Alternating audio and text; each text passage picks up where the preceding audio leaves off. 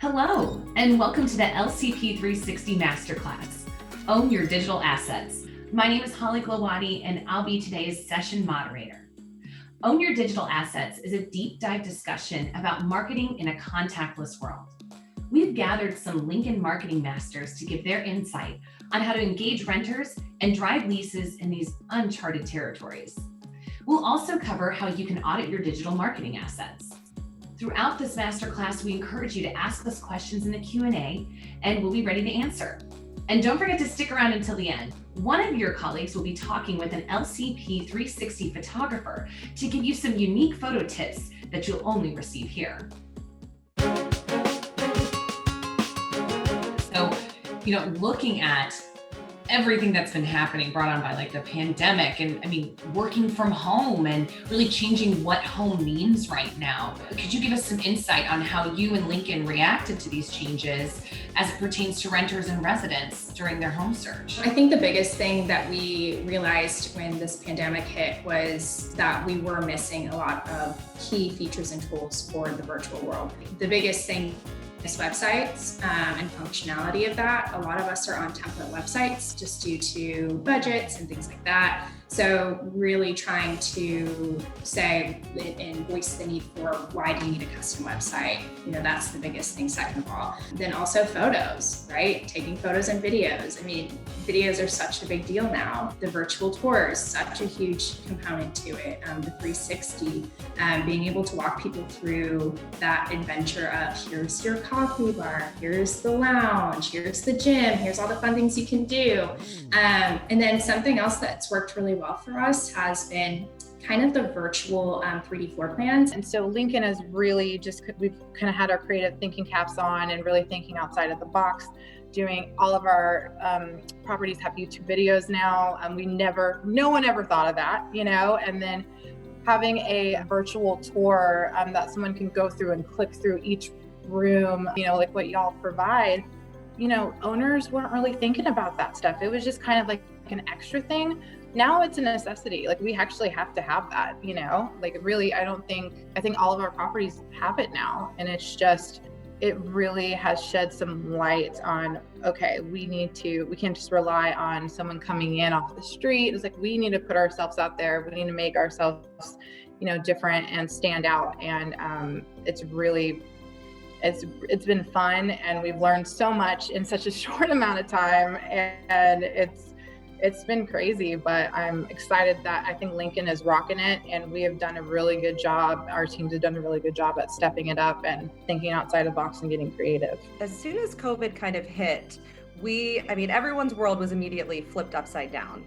Everything shut down. We wanted to, from a business standpoint, make sure that we continued all of the services that we could in the best way possible. And so we shut down our offices. They were all closed, and we really had to shift very quickly. And I think for our region, we immediately implemented video tours, and we immediately, we with LCP 360 had done a lot of the 3D walkthrough tours and had them. Some of them were on the websites and some of them were just on, the Google My Business listing. But we very quickly did a full audit of every single one of our properties to better understand, who's missing what assets on their website, and how, and what else do we need to implement. So how do we make that accessible? How do we put it at the front of the website? Because we know that's the first thing people are looking for when they log on now, or when they're looking for an apartment. And we just didn't want disruption to the process, because even though COVID hit, people were still looking for homes, and it was such an essential and integral part of life that still continued. We had to completely shift our focus to complete digital strategy.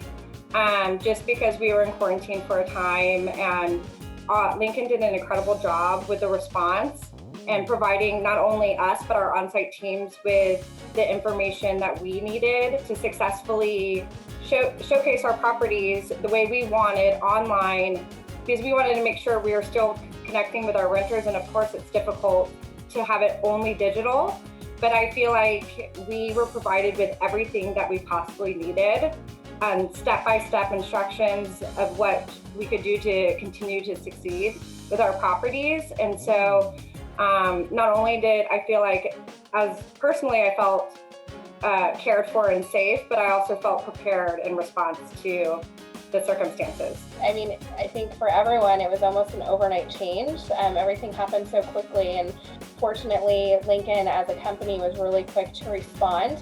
We almost immediately had everyone working from home, and that meant making sure that our online presence was not only the best that it could be, but a little bit different than normal, because we weren't seeing people face to face. So we really had to learn how to make connections quickly with people to show them our properties, sell them what makes us the best, and secure those leases. And so photography and online and our websites really became even more of a focus than ever, just making sure that everything looked exactly the way that it should, and that we were putting our best face forward, and we were still able to connect with people personally while not being right in front of them.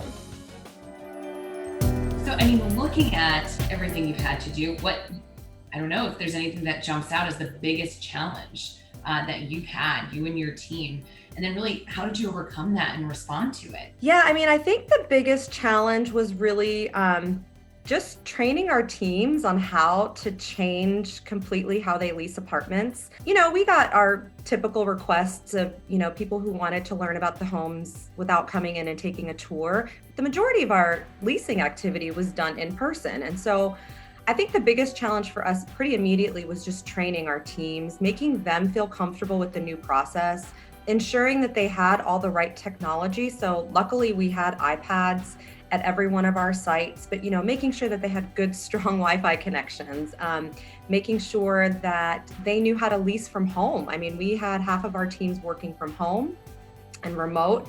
And so just making sure that they had all the right tools at their fingertips and getting them comfortable with it. There was a lot of coaching and a lot of, guiding them to make them feel comfortable and secure in this new process that we were rolling out very quickly. The biggest challenge that I found is making sure that all of our properties were fully prepared to have an online presence. Some of our properties did have virtual tours before, and I think before it almost seemed like a luxury to have virtual 360 tours, almost supplemental to the leasing process, versus after everything that happened and the uncertainty, it almost became a necessity. And so that was the biggest challenge, making sure our teams were prepared, that even if we were unable to have 360 tours, that our teams knew how to make videos on their own. I'm sure that other regional marketing directors have told you, but we made YouTube videos mandatory, and it's been so much fun training them and them being able to showcase the properties on their own. So it's been fun. We've seen that COVID-19 has helped bring attention to the effectiveness of virtual tours or even the videos that you're describing.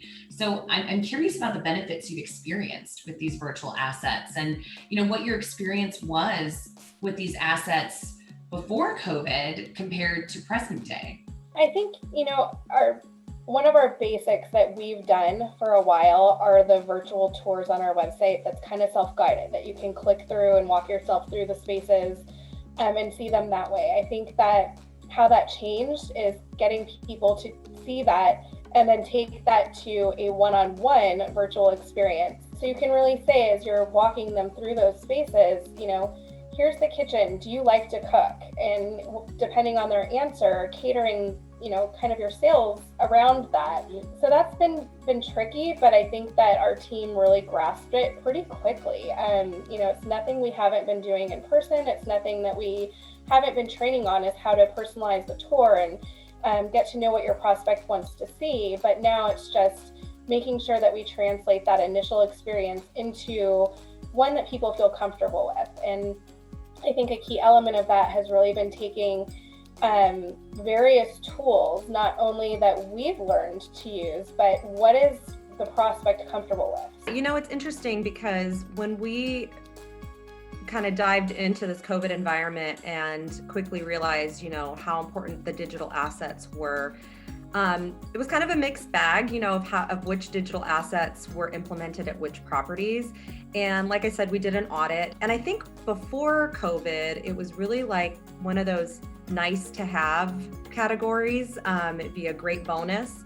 And then it quickly became a necessity. I think that we really realized that there's a lot of opportunity for us to evolve and extend our leasing capability, because yes, as much as it is very effective to sit down with someone and show them the apartment, you can't always do that. There's so many people that are stuck at their jobs for 12 to 15 hours a day.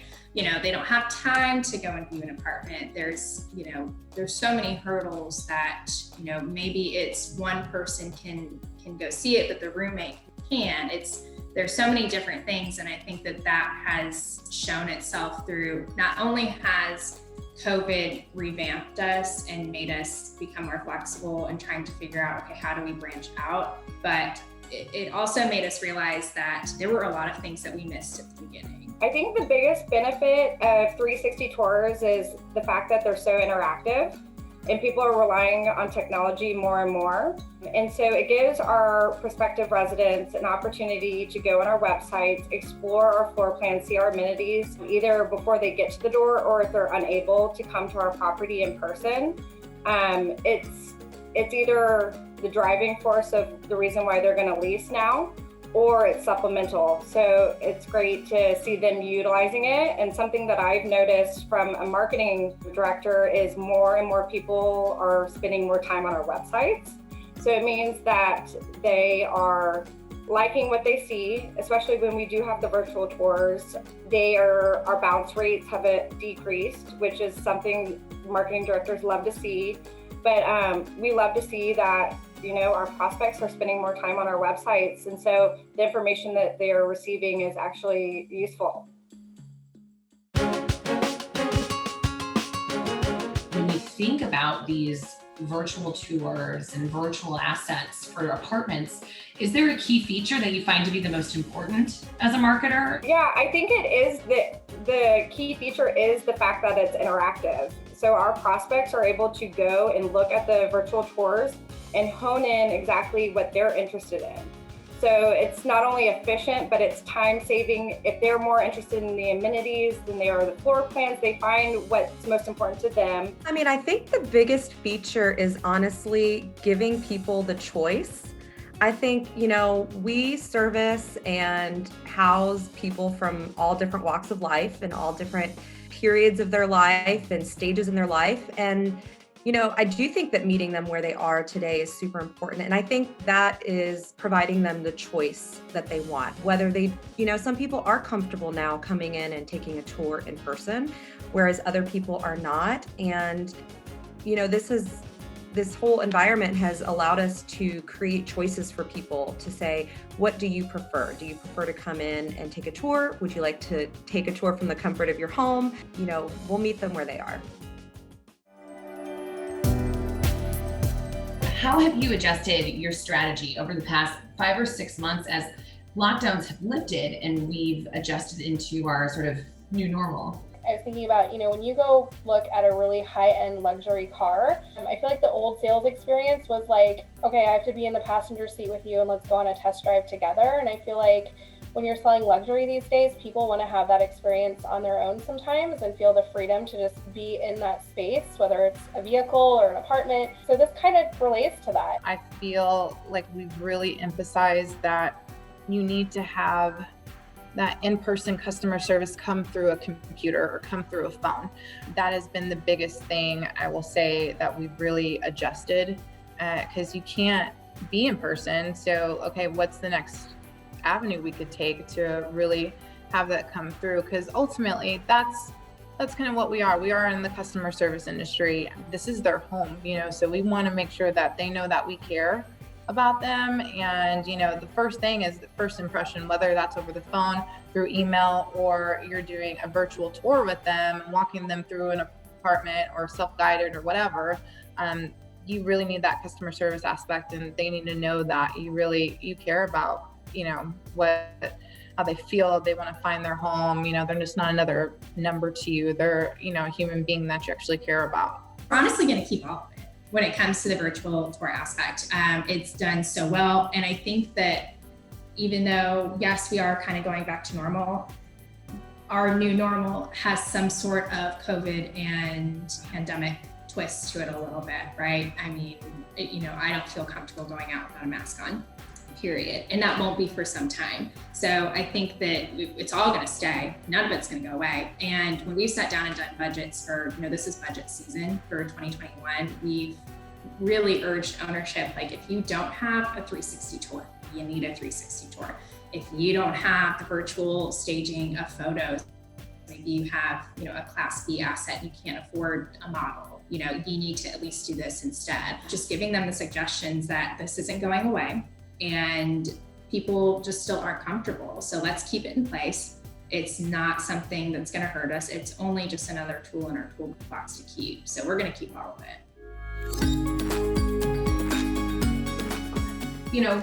We're about out of time, but what I'd love to do, I feel like we've been kind of looking back and at the present. So let's look at the future a little bit. In the next 5 years, how do you envision the future of the renter journey?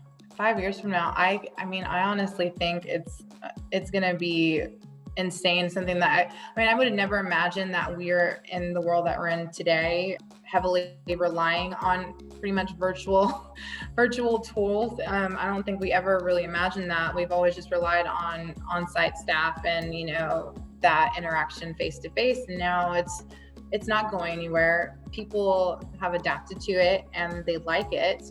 So I only see it escalating from here, and hopefully different avenues, something even more interactive that, who knows, with technology, it grows so fast. Like, I'm really excited. Like, who knows, we might even have like a virtual leasing agent guiding them through it online. Like, who knows where it's going to go. And I'm really excited to see it, but this is never going to go away from here. Like, there's no way we're ever going back to where we were.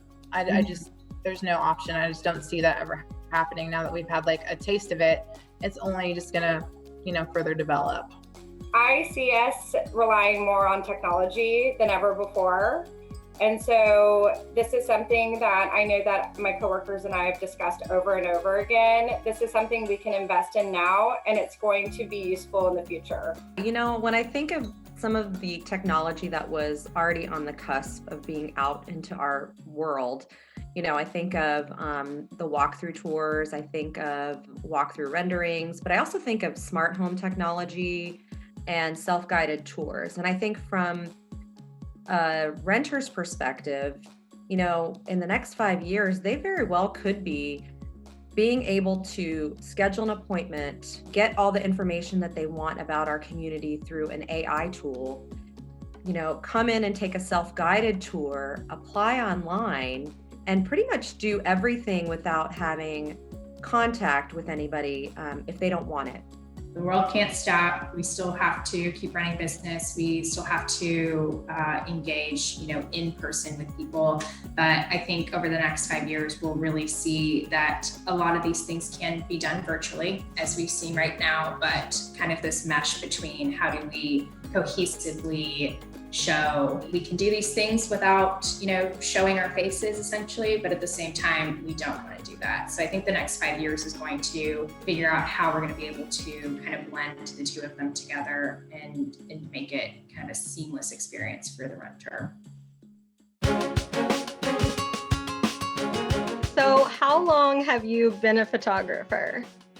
I'm going on about 10 years. 10 years. That's now. awesome. How did you get started? I started stealing my parents' cell phone when picture phones became a thing, and I eventually got my own camera, and that evolved into taking night classes after school and then going to college to get my degree. And in terms of hiring a professional photographer, why is that important versus somebody that just has a nice camera and is, willing to take some photos of a space? Yeah, that's a great question. It was interesting. There was a professor at my school, and he used to tell us that at dinner, you can go and have an amazing dinner at someone's house, but you don't want to ask them what type of stove that they're using. It's not what you use, but how you use it. And with how available nice cameras are now, it's good. You can get a great quality photo from almost anything, but you really need to know how to use the equipment, the lighting, how you're going to set the stage, what sort of composition you're looking at and framing the image to. There's a lot more technicalities that come with it. How do you make the best out of a space that is not photo ready, or maybe it's severely dated? Well, I'll be honest with the client. I'll let them know, what I'm seeing, what my thoughts are, and the situation is. Sometimes it can be easy as just rearranging the furniture in the room and making it flow a little bit more nicely. Sometimes the furniture could be clustered to one side of the room, or there's always a different situation. So something like that where we can rearrange the furniture and help flow with a virtual tour and just open up the room for the photos, that can help. But we're sort of limited to what we have in the spaces that we're walking into as well. In terms of when you're shooting, is it helpful to have an assistant that's available from the on-site team, whether it's to kind of guide you through spaces, especially if they're spread out, or if you just need to make some small adjustments to shots, moving a chair forward or backwards, pulling in a pillow or something like that? It's very situational. When I arrive at a property, what I want to do with the property manager is walk through each space that we're going to be photographing. And if I'm seeing something that's out of place or sticking out like a sore thumb, I'll make a critique about it and comment. Something that they just might have oversighted, not thought of because they're not seeing exactly what I'm seeing or how I'm going to photograph the room. Also, it's very situational. It depends on the type of property that I'm showing, if it's open to the public or not. Am I going to have people walking through the spaces that I'm shooting? That in that situation, I would need assistance with helping people, block the hallways and making sure I'm not having people constantly bombarding or walking through the backgrounds through a window or something of that nature. And then thinking about lighting and the importance of it, how important is lighting when you are taking photos, whether it be interior or exterior, and both? And then also kind of thinking about why shooting in rain is problematic. Yeah, well, lighting's really the thing that's going to make or break any shot. We really want to focus on nice days with, my rule of thumb is if there's more blue in the sky than there are clouds, then it's a good day to shoot. Because we want to have the sun on the exterior of the building. We don't want a dull photo. We want everything bright as possible. And then especially with the interiors, we don't want to have darkly dim photos. We want something bright and inviting. And then what are some pro tips for taking a great photo on a phone? So like an iPhone or, the Google Pixel or something like that. I would take advantage of the panorama setting. And when you're starting the panorama, I would say make sure that all the lines like in the room, say like the walls that you can see, they're all angled straight and parallel to one another. That's really going to help give you a better perspective in this shot. But the panorama is going to help give you a wider shot than what your camera is going to do. Your camera is going to show you in a regular setting a small sort of not as a wide angle.